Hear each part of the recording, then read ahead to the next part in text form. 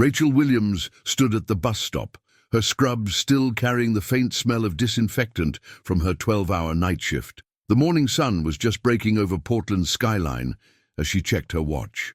The number 72 bus would arrive in 8 minutes. Then she'd transfer to the 44 to get home to her daughter Emma. It was the same routine she'd followed for 6 years. She barely noticed the black Mercedes pulling up to the hospital entrance behind her until she heard the voice. Sharp, cutting through the quiet morning air like glass. "Oh my God, is that the nurse from the 4th floor?" Victoria Ashford stepped out of the passenger side, her designer sunglasses perched perfectly on her nose despite the early hour. She was being helped by a private driver, still moving carefully after her cosmetic procedure 3 days earlier. "You're still taking the bus? At your age?" Rachel turned, recognizing the woman immediately. Mrs. Ashford had been one of her patients, though Rachel had only checked her vitals twice during her stay. She felt her stomach tighten, but managed a polite smile. "Good morning, Mrs. Ashford. I hope you're feeling better." Victoria laughed, but there was no warmth in it. She gestured to 2 other women who had just exited the hospital, probably visitors finishing their own night vigils. "Ladies, can you believe this? A nurse in her 30s without a car? What kind of life choices lead to that?" She turned back to Rachel, her eyes scanning her worn sneakers and faded backpack. "I mean, don't they pay you people enough? Or do you just not know how to manage money?" The other women looked uncomfortable, exchanging glances but saying nothing.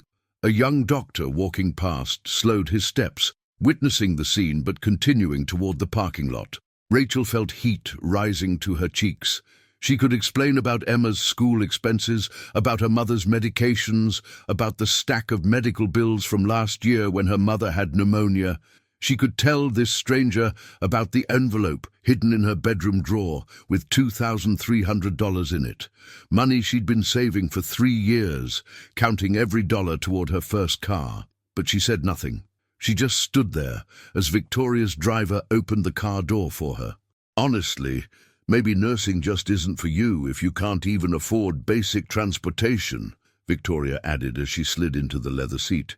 "You should consider a career change, sweetheart. Something more suitable to your capabilities." The Mercedes pulled away, leaving Rachel standing alone as the bus appeared around the corner. She blinked back the tears that threatened to fall and stepped forward as the doors opened. The bus driver, Mr. Chen, gave her his usual warm smile. "Morning, Rachel. Rough shift." She managed to smile back. "Just ready to get home, Mr. Chen." As the bus pulled into traffic, Rachel stared out the window at the luxury cars filling the hospital parking lot. She thought about Emma waiting at home, probably already awake and making herself cereal for breakfast. She thought about her mother in the small apartment they shared, grateful every day that Rachel had become a nurse, proud of the lives her daughter touched. Rachel Williams didn't know it yet, but in 3 weeks she would hold Victoria Ashford's life in her hands, and in that moment she would have to decide what kind of person she really was. This is a story about dignity, compassion, and the moment when everything changes. Stay with us through all 8 episodes to see how one woman's cruelty becomes another woman's opportunity for grace. If you want to see how this unfolds, hit that subscribe button and let's take this journey together. Rachel pushed open the apartment door as quietly as she could, but Emma was already awake, sitting at their small kitchen table with her math homework spread out in front of her. At 9 years old, she'd become remarkably independent, something Rachel felt both proud of and guilty about in equal measure. "Mom!" Emma jumped up, wrapping her arms around Rachel's waist. "Mrs. Patterson from next door made me breakfast. She said you texted her you'd be home late." Rachel held her daughter close, breathing in the strawberry scent of her shampoo. "I'm sorry, baby." The shift ran over. She didn't mention standing at the bus stop. Didn't mention the words that kept echoing in her mind. "Something more suitable to your capabilities." Her mother, Dorothy, emerged from the bedroom, moving slowly with her walker. At 72, she'd lived with Rachel and Emma since Rachel's divorce 5 years ago. "You look exhausted, sweetheart. Go rest. I'll make sure Emma gets to school." But Rachel couldn't rest.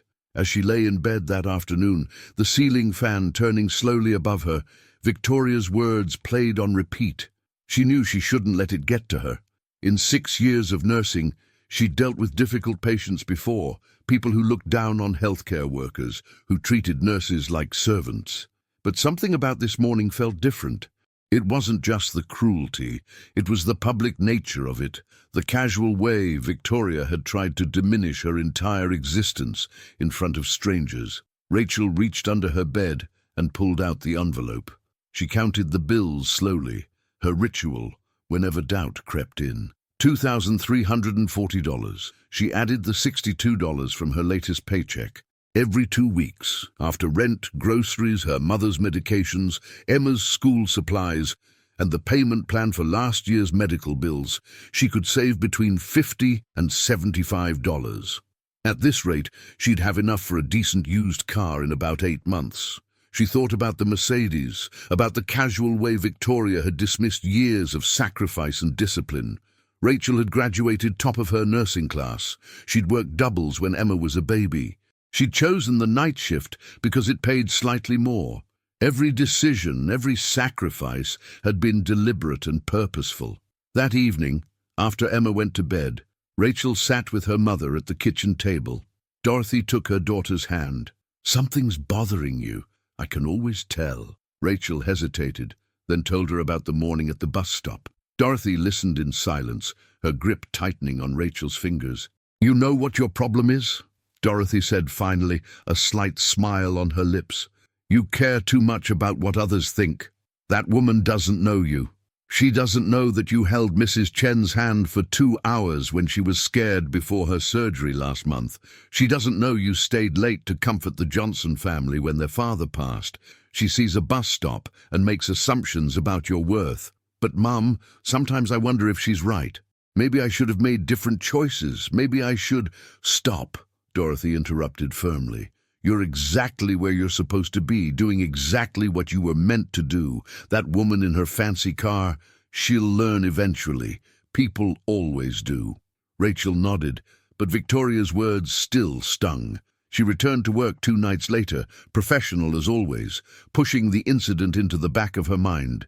She had patients who needed her, and that's what mattered. She didn't know that in just over 2 weeks, the universe would put her character to the ultimate test. 3 weeks had passed since the incident at the bus stop.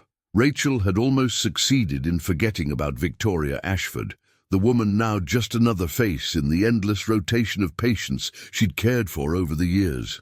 Tonight was a typical Friday night shift at Portland General, which meant anything but typical. The emergency room had already seen 2 car accidents, a construction injury, and a teenager with a severe allergic reaction. Rachel was in the ICU, checking on Mr. Patterson, a stroke patient who'd been admitted 2 days earlier when her pager went off, code trauma, all available personnel to ER.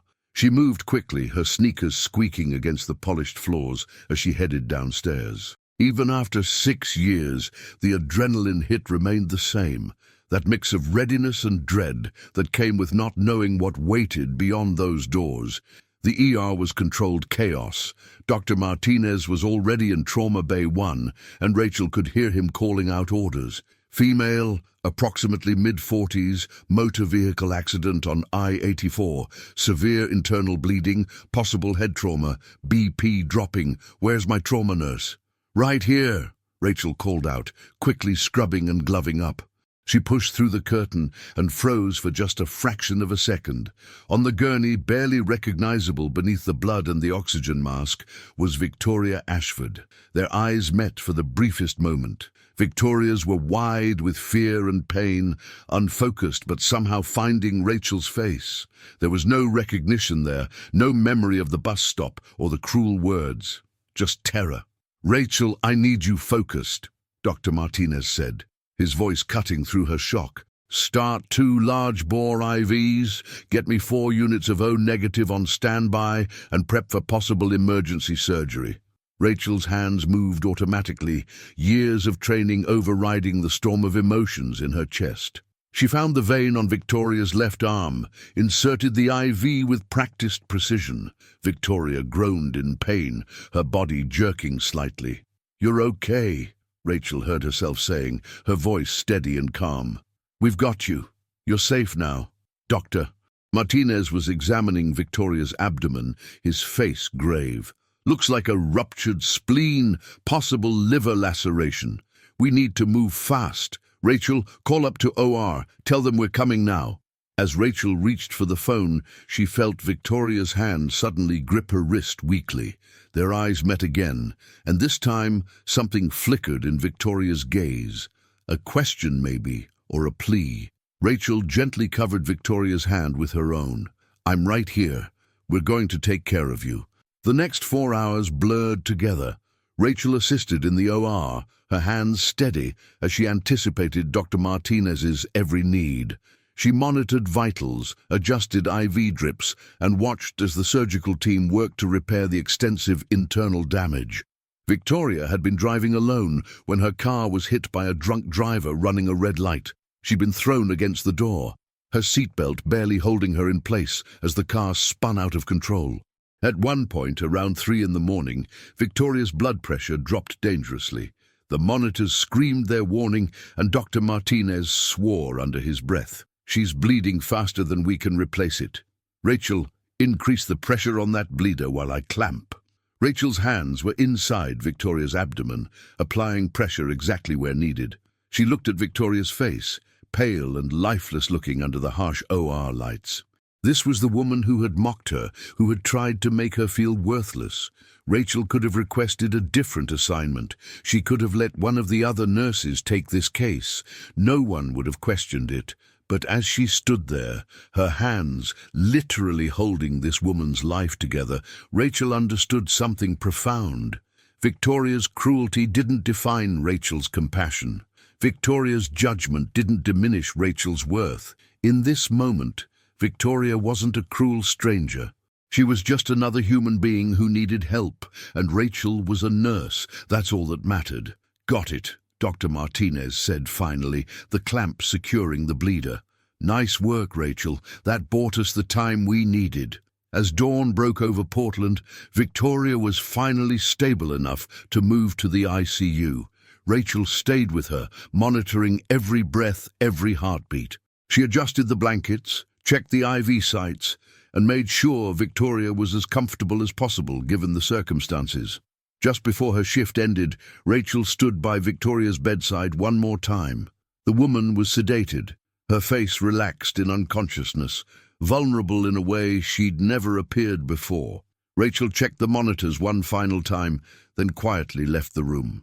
She didn't know if Victoria would remember anything when she woke up. She didn't know if the woman would ever realize who had saved her life. And in that moment, walking out of the ICU as the morning sun streamed through the windows, Rachel realized she didn't need Victoria to know. She'd done what she did because of who she was, not because of who Victoria was. Rachel returned to work Sunday night, 2 days after Victoria's surgery. She'd spent her time off with Emma, trying to push the intensity of Friday night out of her mind. They'd gone to the park, made pancakes for breakfast, and watched Emma's favorite movie. Normal things, grounding things, but as soon as she walked into the hospital, she felt drawn to the ICU. Victoria Ashford was still there, listed as critical but stable. Rachel checked the assignment board. She wasn't Victoria's primary nurse tonight. That was Jennifer, a capable nurse with 12 years of experience. Rachel should have felt relieved. Instead, she felt oddly concerned. "You checking on the accident victim from Friday?" Jennifer asked, appearing beside her with 2 cups of coffee. She handed one to Rachel. "I heard you were in the OR with her for hours. That was some serious trauma. How is she?" Rachel asked, accepting the coffee gratefully. "Stable, but she's had some complications. Developed a fever this afternoon. Possible infection. Dr. Martinez is watching her closely." Jennifer paused, studying Rachel's face. "You okay? You look like you didn't sleep much." Rachel managed to smile. "Just a long shift Friday, I'm fine." But she wasn't fine. Throughout the night, between caring for her own patients, Rachel found herself checking the ICU monitors from the nurse's station, watching Victoria's vital signs on the computer. The fever was climbing. At midnight, it hit 102.3 degrees. By 2 in the morning, it was 103.1. Rachel was changing the dressing on a post-op patient's incision when Jennifer paged her. "Rachel, can you come to ICU? I need a second opinion on something." She found Jennifer standing outside Victoria's room, her expression troubled. "Her fever's not responding to the antibiotics. Dr. Martinez ordered cultures, but they'll take time. I'm worried about sepsis, but her other indicators aren't quite there yet. What do you think?" Rachel stepped into the room, and for the first time since Friday night, she really looked at Victoria awake. The woman's eyes were open, but glassy with fever. She was restless, moving her head from side to side, mumbling incoherently. Rachel checked the monitors, examined the surgical site, and felt her own concern deepen. "Look at this," Rachel said quietly, pointing to a slight discoloration around the edge of the surgical dressing. "And her respirations are elevated beyond what the fever alone would cause. I think you're right to be worried." Jennifer nodded. "I'll page Dr. Martinez again." As Jennifer left, Rachel moved to Victoria's bedside to check the IV site. Victoria's hand suddenly shot out, gripping Rachel's wrist with surprising strength.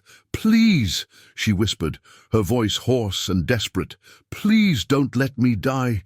I have so many things I need to make right." Rachel gently loosened Victoria's grip and held her hand instead. "You're not going to die. We're taking good care of you." Victoria's fevered eyes tried to focus on Rachel's face. "I know you," she mumbled. "I know you from somewhere. You're the angel who saved me." Rachel felt her throat tighten.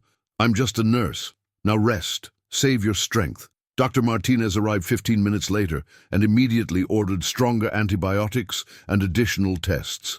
By 5 in the morning, they'd identified the infection, a complication from the surgery that, if left untreated even a few more hours, could have turned septic. Jennifer caught Rachel in the hallway afterward. "Your instinct was right. If we'd waited until morning rounds, this could have gone very differently. You might have saved her life twice now." Rachel shook her head. "You were the one who caught it first. I just confirmed what you already knew." But as she left the hospital that morning, Rachel couldn't shake Victoria's fevered words. "I have so many things I need to make right." There was something in the way she'd said it, a desperation that went beyond the fear of dying. It was the desperation of someone carrying regrets. Over the next 5 days, Rachel watched Victoria's recovery from a distance. She wasn't assigned to the ICU that week, working instead in the post-surgical ward, but she found herself checking Victoria's chart during her breaks. The infection was under control. Victoria's vitals were improving. She'd been downgraded from critical to serious condition.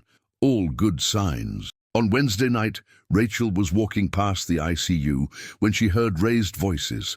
Victoria's voice, weak but insistent, and another woman's voice, sharp and impatient. "Mother, I don't understand why you're being so difficult about this. The doctor said you can have visitors. I came all the way from Seattle, and you're refusing to see me." "I said I'm not ready," Victoria's voice responded, and Rachel was struck by how different it sounded. Vulnerable, almost broken. "Please, Christine, just give me a few more days." Rachel kept walking, not wanting to intrude on a private moment, but 2 hours later she was paged to the ICU. Victoria had requested to speak with her specifically. She found Victoria sitting up slightly in bed, looking more alert than she had since the accident. The bruising on her face had faded from purple to a yellowish green, and the bandages on her head had been reduced to a small dressing over her left temple. But it was her eyes that struck Rachel. They were clear now, and filled with something that looked like shame. "You asked to see me, Mrs. Ashford." Victoria gestured to the chair beside the bed. "Please sit, and please call me Victoria." She took a shaky breath. "I need to ask you something, and I need you to be honest with me. Were you there, in the operating room when they brought me in?" Rachel hesitated, then nodded. "I was. I thought so. I've been having these fragments of memories like pieces of a dream. Your voice telling me I was safe, your face above mine." Victoria's hands twisted the blanket. "The nurses here have been wonderful, but I overheard two of them talking yesterday. They mentioned that you were the trauma nurse who assisted in my surgery, that you worked on me for hours." "I was just doing my job," Rachel said quietly. "Were you?" Victoria's voice cracked. "Because I remember something else too. I remember you, from the bus stop, that morning 3 weeks ago." She closed her eyes, and tears slipped down her cheeks. "Oh God, I remember what I said to you, the terrible, cruel things I said." The room fell silent except for the steady beeping of the monitors. Rachel didn't know what to say. "When they told me about the accident, about how close I came to dying," Victoria continued, "the nurses said that if it weren't for the skill of the trauma team, I wouldn't have made it. They said my nurse was exceptional, that she never left my side, that she fought for every second of my life." She opened her eyes and looked directly at Rachel. "That was you. After everything I said to you, after I tried to humiliate you, belittle you, make you feel worthless, you saved my life. Victoria, please, let me finish." Victoria's voice was stronger now, urgent. "I need to say this while I have the courage. I've been lying here for days, thinking about my life, about the person I've become. I realize that I don't have any real friends. My daughter barely speaks to me unless she needs something. My ex-husband remarried and moved across the country. I have money, I have possessions, I have a big, empty house, and I have nobody who would genuinely care if I lived or died." She wiped her eyes with trembling hands. "And then there's you, a woman I tried to destroy with words, who held my life in her hands and chose to save it anyway. What does that say about you, and what does that say about me?" Rachel felt her own eyes filling with tears. "We all have moments we're not proud of. What matters is what we do after." "But why?" Victoria asked, her voice breaking. "Why did you save me? You could have requested a different assignment. You could have—" "No," Rachel interrupted firmly. "I couldn't have, because I'm a nurse. And more than that, I'm someone who believes that every life has value, even when the person living it has temporarily forgotten that truth." She leaned forward. "You asked me what that says about you and what it says about me. It says that I choose to see people at their best, not their worst. And it says that you're capable of recognizing when you've been wrong. That's actually more than most people can do." Victoria stared at her for a long moment. "I don't deserve your compassion." "Probably not," Rachel agreed with a small smile. "But that's the thing about compassion. It's not something you earn. It's something you receive, and then, hopefully, learn to give." They sat together in silence for a few minutes, the weight of everything unsaid settling between them. Finally, Victoria spoke again. "There's something I need to know. That morning at the bus stop, I said you should consider a career change. That nursing wasn't for you." She took a shaky breath. "Did my words hurt you? Did they make you doubt yourself?" Rachel considered lying, offering the easy comfort of saying no. But Victoria deserved the truth. "Yes," she admitted. "They hurt. For a few days I questioned everything, but then I realized that your opinion of me says more about where you were in that moment than about who I actually am. I'm a good nurse, Victoria. I know that. And nothing you said could change that truth." Victoria nodded slowly, fresh tears streaming down her face. "You're more than a good nurse. You're a better person than I've ever been, and I don't know how to make this right, but I want to try, if you'll let me." Victoria was moved out of the ICU 3 days later, transferred to a private room on the 4th floor, the same floor where Rachel worked most of her shifts. It wasn't intentional, but Victoria took it as a sign. She'd been given a second chance, and she was determined not to waste it. Her recovery was slow and painful. The physical wounds were healing, but Victoria found herself confronting something much more difficult, the person she'd become over the years. Lying in that hospital bed with nothing but time to think, she began to trace back through her life, looking for the moment when she'd lost herself. She'd grown up middle class in Tacoma, the daughter of a teacher and an accountant. She'd worked her way through college, met her husband James at a business conference, and together they'd built a successful real estate development company. The money had come gradually, then suddenly. With it came a new social circle, new expectations, and slowly, almost imperceptibly, new values. When had she started measuring people by their possessions? When had she begun to believe that wealth equated to worth? She couldn't pinpoint the exact moment, but she could see the result clearly now. A woman who traded her humanity for status, her compassion for contempt. Rachel checked on her regularly, always professional but with an underlying warmth that Victoria didn't deserve but desperately needed. Other nurses rotated through, but Victoria found herself waiting for Rachel's shifts, for those brief moments when she could try to be better than she'd been. One evening, Rachel came in to check Victoria's vitals and found her crying quietly. "What's wrong? Are you in pain?" Victoria shook her head. "My daughter was here earlier. I tried to apologize to her for years of being a terrible mother. I tried to tell her that I've realized how empty my life has become." She wiped her eyes. "She said it was the pain medication talking, that I'd go back to normal once I was healed. She doesn't believe I can change." Rachel sat down on the edge of the bed, a gesture that broke protocol but felt necessary. "Can you? Change, I mean?" "I don't know," Victoria admitted, "but I want to try. I need to try. Because this life I've been living, it's not a life. It's just an existence. A very expensive, very lonely existence." "Change is possible," Rachel said softly. "But it's not a single moment. It's a choice you make every day, in 1,000 small ways." "How do you do it?" Victoria asked. "How do you stay kind in a world that's often so cruel? How do you work so hard for so little recognition?" Rachel smiled. "You're assuming I do it for recognition. I don't. I do it because taking care of people gives my life meaning. I do it because my daughter watches how I move through the world, and I want to show her that success isn't measured in cars or houses. It's measured in the lives you touch, the kindness you extend, the grace you offer when it would be easier to turn away." Victoria was quiet for a moment. "You take 2 buses to work every day." "I do. Because you're saving for a car." Rachel looked surprised. "How did you—" "I've been doing some thinking," Victoria interrupted gently. "About that morning, about what I said, about what I assumed about your life without knowing anything real about you." She met Rachel's eyes. "I want to make this right. I need to make this right. Please, let me help you." "Victoria, no, that's not why I know that's not why you saved my life. I know you didn't do it expecting anything in return. That's exactly why I want to do this." Victoria's voice was firm now, stronger. "I have money sitting in accounts doing nothing but accumulating interest. Money I've used to buy things I don't need, to impress people I don't like. Let me use it for something that actually matters." Rachel stood up, uncomfortable. "I appreciate the gesture, but I can't accept money from you. It wouldn't be right." "Then let me do something else," Victoria pressed. "There must be something.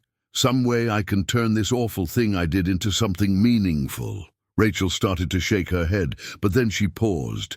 An idea was forming, something bigger than just the 2 of them. "There is something," she said slowly. "But it's not about me. It's about all the other healthcare workers like me, the ones who take buses and trains and walk miles because they can't afford cars, the ones who sacrifice everything to take care of others. If you really want to make a difference, help them." Victoria sat up straighter, wincing slightly at the movement. "Tell me how." 2 weeks later, Victoria was ready to be discharged. Her physical recovery was remarkable, but it was the internal transformation that truly amazed everyone who knew her. Her daughter Christine had visited twice more, still skeptical but beginning to see glimpses of someone she didn't recognize, someone who might be her mother before ambition and wealth had changed her. On Victoria's last night in the hospital, she asked Rachel to stay after her shift ended. Rachel, who had worked a long 12 hours, was exhausted, but something in Victoria's voice made her agree. She found Victoria standing by the window of her room, looking out at the city lights. It was the first time Rachel had seen her out of bed without assistance. "You're getting stronger," Rachel observed. Victoria turned, and in the soft light, She looked younger somehow, less hardened. "I wanted to talk to you before I left, to say things I should have said weeks ago, but I needed to be sure I meant them, that they weren't just words born from guilt or fear." "Victoria, you don't have to—" "Please," Victoria interrupted gently. "Let me say this." She took a deep breath. "I'm sorry. I'm deeply, profoundly sorry for what I said to you at that bus stop. There's no excuse for my cruelty. I can't blame it on stress or having a bad day or any of the easy explanations people use. The truth is, I said those things because somewhere along the way, I became someone who measured people by their possessions rather than their character. I looked at you and made a judgment based on nothing but my own shallow values." Rachel felt her throat tighten. "I forgave you weeks ago. I know you did. That's what makes this so hard." Victoria's eyes filled with tears. "You forgave me before I even apologized. You saved my life before I ever had the chance to say I was sorry. You showed me grace when I deserved judgment. And I need you to know that your compassion didn't just save my physical life. It saved something deeper. It reminded me that I'm capable of being better than I've been." So she walked slowly to the small table by her bed and picked up a folder. "I meant what I said about helping other healthcare workers. I've been working with the hospital administration and my attorney. I'm establishing a fund called the Healthcare Heroes Transportation Fund. It will provide grants and no-interest loans to medical professionals who need help with transportation costs. But that's not all." Victoria opened the folder and handed Rachel a document. "This is for you specifically. Not as payment, not as charity, but as an apology made tangible. It's enough to buy a reliable car, with extra for insurance and maintenance for the first year." Rachel stared at the check, her hands trembling. It was for $15,000. "Victoria, I can't accept this. It's too much." "It's not nearly enough," Victoria said quietly, "but it's a start. Rachel, you taught me something crucial. You taught me that true wealth isn't found in bank accounts or possessions. It's found in the ability to extend kindness when you've been shown cruelty, to offer help when you've been offered nothing but judgment, to save a life when it would have been so easy, so justified to walk away." Tears were streaming down Rachel's face now. "You're giving me too much credit. I just did what any nurse would do." "No," Victoria said firmly. "You did what you would do, and that's what makes you extraordinary.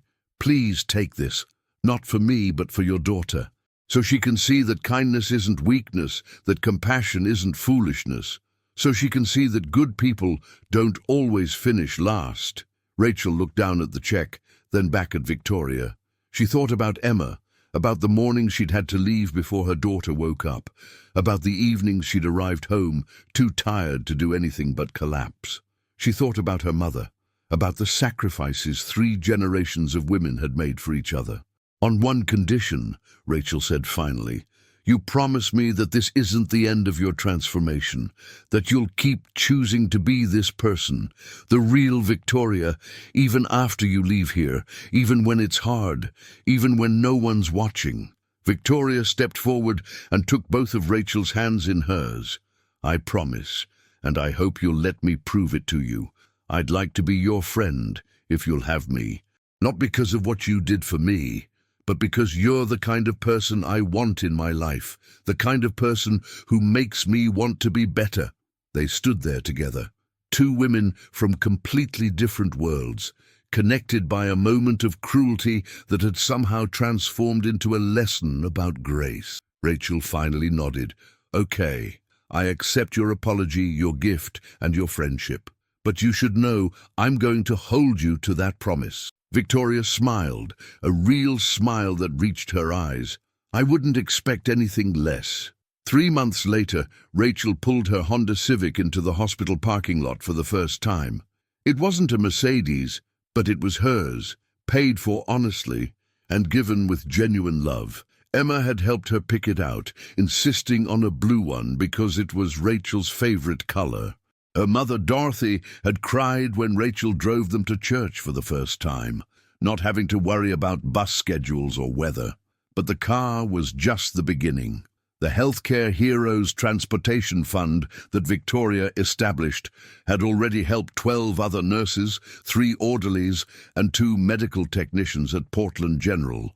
The program was expanding to other hospitals across Oregon. Victoria had thrown herself into the work with the same intensity she'd once directed toward accumulating wealth, but now with a purpose that fed her soul rather than drained it.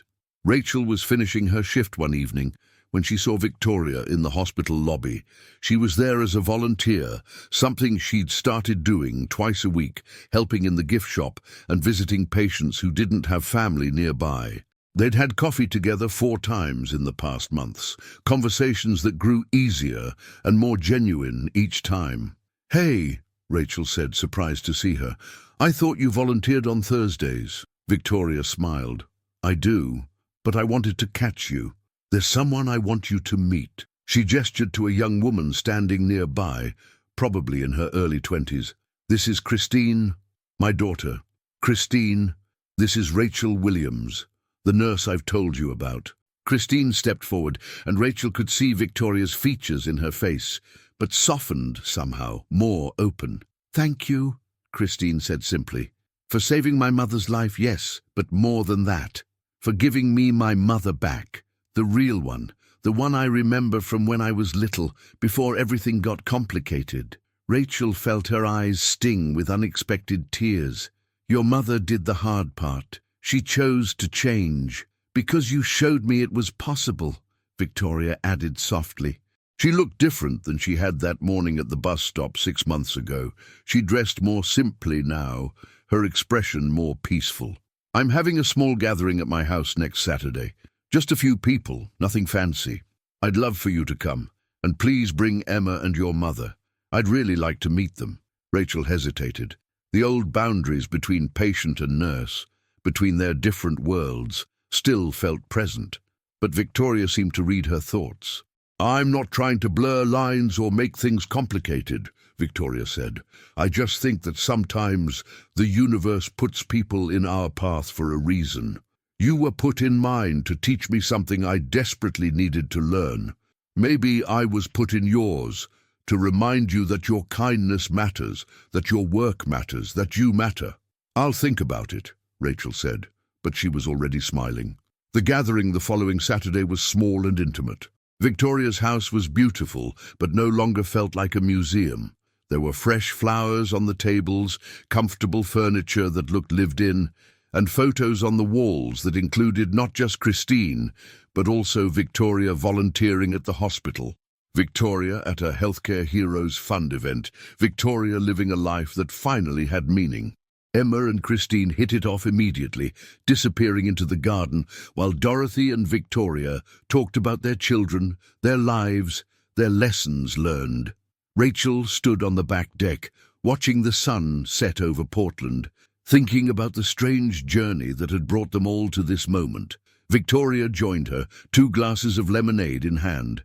She offered one to Rachel, and they stood in comfortable silence for a moment. "I never thanked you properly," Victoria said quietly. "Not just for saving my life, but for seeing something in me worth saving when I couldn't see it myself." Rachel shook her head. "You always had it in you. Sometimes we just need a wake-up call to remember who we really are." "A wake-up call," Victoria repeated with a small laugh. "That's one way to describe a near-death experience." She grew serious again. "You know what the strangest thing is? I spent years chasing after success, measuring my worth by my bank account and my possessions. And I was miserable. Now I have less time for business, I've donated more money than I ever thought I would, and I'm happier than I've been in 20 years. That's because you're finally investing in things that actually appreciate," Rachel said. "Relationships, purpose, making a difference in people's lives." Victoria nodded. The fund helped its 50th healthcare worker last week. 50 people who can now get to work safely, who don't have to stand at bus stops in the rain, who can spend more time with their families instead of commuting for hours. She turned to look at Rachel. "And it all started because I was cruel to someone who responded with grace. Funny how the universe works." Emma's laughter drifted up from the garden, bright and carefree. Rachel watched her daughter, thinking about the lessons this experience had taught both of them. That cruelty doesn't have to be met with cruelty. That forgiveness is possible even when it's not deserved. That people can change if they're willing to do the hard work. "You know what I told Emma about all this?" Rachel said. "I told her that sometimes the hardest thing and the right thing are the same thing. That night in the ER, when I realized it was you on that gurney, I had a choice. I could have let my hurt feelings matter more than your life. I could have chosen bitterness over compassion, but I didn't, because that's not who I am. And I wanted her to see that who we are in our worst moments defines us just as much as who we are in our best moments." "And what did she say?" Victoria asked. Rachel smiled. "She said, 'Mom, you're kind of a superhero.' And then she asked if we could finally get that car." They both laughed, the sound mixing with the evening breeze and the distant music from inside the house. Dorothy appeared in the doorway, gesturing that dinner was ready. As they walked inside together, Rachel realized that all of this was the real gift. Not the car, not the money, but the reminder that every person we meet has the potential to change our lives, and we have the potential to change theirs. Victoria had learned that wealth without compassion is poverty. Rachel had learned that her kindness wasn't weakness, but strength. And together, they'd created something that would ripple outward, touching lives they'd never meet in ways they couldn't imagine. 6 months ago, Rachel had stood at a bus stop, humiliated and hurt, wondering if her choices had been wrong. Now she understood that every moment of her life, every sacrifice, every difficult shift, every time she'd chosen compassion over comfort, had been preparing her for that night in the ER, preparing her to save a life, preparing her to change 2 lives, Victoria's and her own. As they gathered around the table, this unlikely group of people brought together by cruelty and transformed by grace, Victoria raised her glass. "To second chances," she said, "and to the people who give them to us." "To second chances," they echoed. Rachel caught Victoria's eye across the table and saw genuine friendship there, built on the strangest of foundations, but solid nonetheless. She thought about that morning at the bus stop, about the pain of those words, about the choice she'd made in the ER, and she realized that sometimes our greatest challenges become our greatest teachers, if we let them. Emma tugged on her sleeve. "Mom, Mrs. Ashford said she wants to volunteer with you at the hospital. Is that cool?" Rachel looked at Victoria, who shrugged with a smile. "I figured I should learn from the best, if you'll have me." "I'd like that," Rachel said, and she meant it. As the evening deepened and the conversation flowed, Rachel felt a profound sense of peace. She'd started this journey as a nurse who took the bus to work, measured by society's standards as less than. She was ending it as the same nurse who took the bus to work, but now she understood that those standards were meaningless. Her worth had never been tied to her possessions. It was tied to her character, her compassion, and her choice to see the humanity in everyone, even those who couldn't see it in themselves. The car in the parking lot was nice. The friendship around this table was nice. But the real gift was simpler and more profound. The knowledge that she'd faced her moment of truth and chosen correctly. That when tested, when hurt, when given every reason to turn away, she'd chosen to stay. She'd chosen to save a life. She'd chosen to be exactly who she'd always been, a healer, a caregiver, a woman of grace. And in doing so, she'd saved 2 lives that night, Victoria's body and Victoria's soul. As Rachel drove home later that evening, Emma asleep in the passenger seat and her mother humming softly in the back, she thought about the journey ahead. There would be more nights at the hospital, more patients who needed her, more challenges to face. But she would face them knowing that her choices mattered, that her kindness created ripples she might never fully see, and that sometimes the people who hurt us the most end up teaching us the most important lessons, if we let them. She pulled into their apartment complex, this time into an actual parking space instead of having to walk from the bus stop. Small change, big difference. But the biggest difference wasn't the car. It was the understanding that she'd always been enough, exactly as she was, and no one's cruel words could ever change that truth. Rachel Williams, the nurse who took the bus to work, had become Rachel Williams, the nurse who proved that dignity, compassion, and grace could transform not just one life, but many. And that was a story worth living. And you? What would you have done in Rachel's place that night in the ER? When faced with someone who hurt you, could you put your pain aside and save their life? Share your thoughts in the comments below. The most thoughtful response will be featured in our next story.